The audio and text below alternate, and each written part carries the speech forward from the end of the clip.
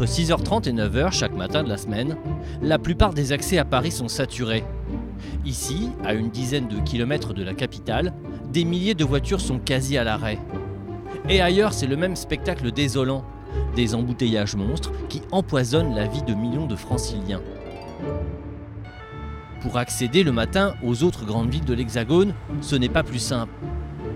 Car en France, 13 millions de personnes utilisent leur véhicule personnel pour se rendre à leur travail. Parmi eux, 8 millions d'oubliés des transports en commun doivent parcourir au moins 15 km tous les matins. Pourtant, il est possible de trouver des solutions pour y remédier, à condition de savoir combiner astucieusement les moyens de transport, le car, l'autoroute et le chemin de fer. D'ailleurs, certaines lignes existent déjà et elles connaissent un franc succès.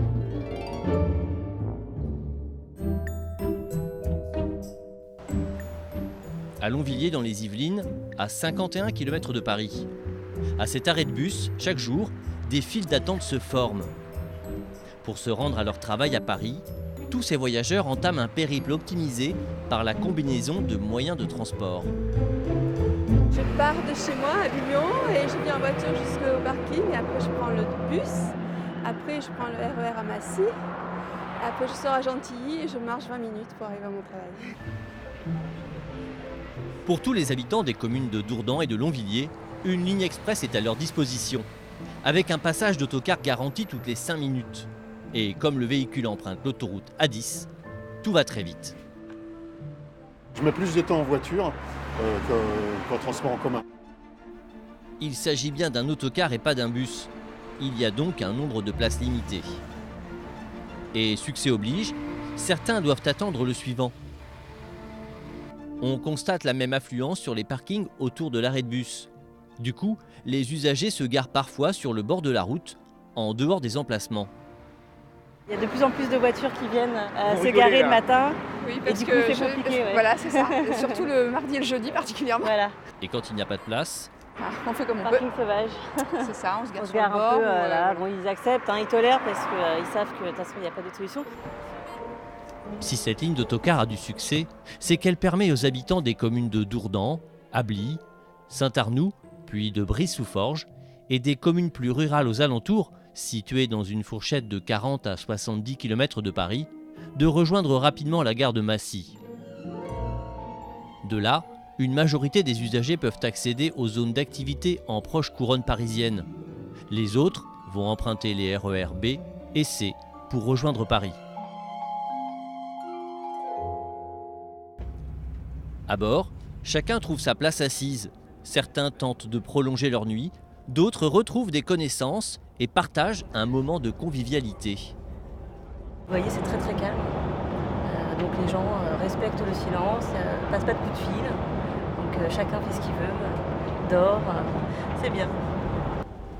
Des autocars qui empruntent l'autoroute et qui transportent 2700 passagers tous les jours.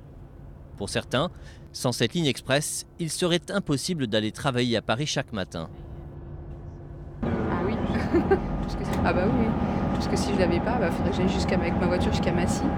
Et déjà, faudrait prendre l'autoroute, donc voilà, c'est payant.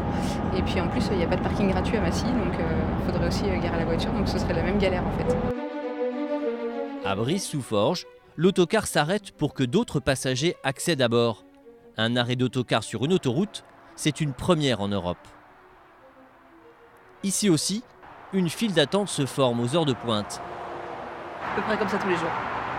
On est très très nombreux à en prendre le bus.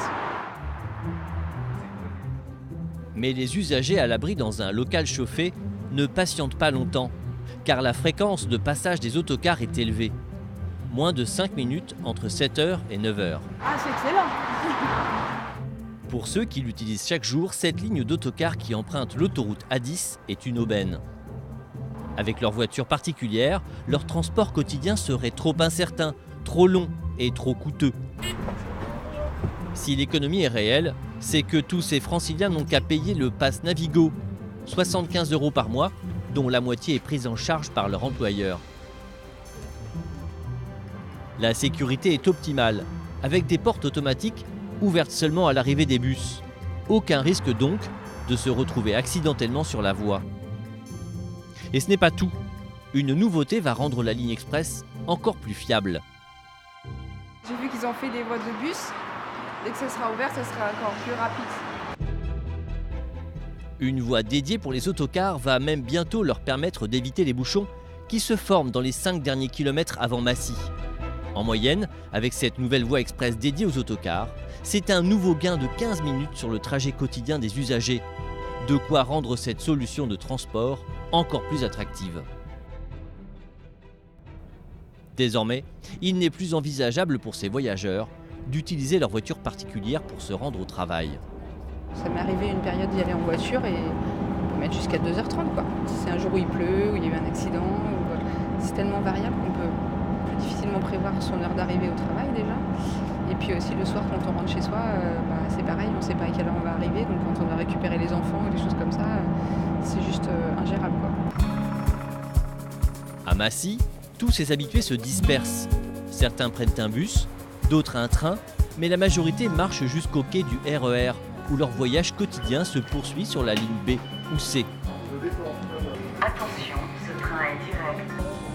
Au final, pour atteindre leur bureau situé à Paris ou en proche banlieue depuis les environs de Longvilliers, ces usagers passeront 5 minutes dans leur voiture, puis 20 minutes en autocar, 30 minutes en RER et enfin une dizaine de minutes à pied ou en métro. En moyenne, il faudra 1 heure pour que ces voyageurs rejoignent leur lieu de travail. Et le soir, la durée du trajet est identique.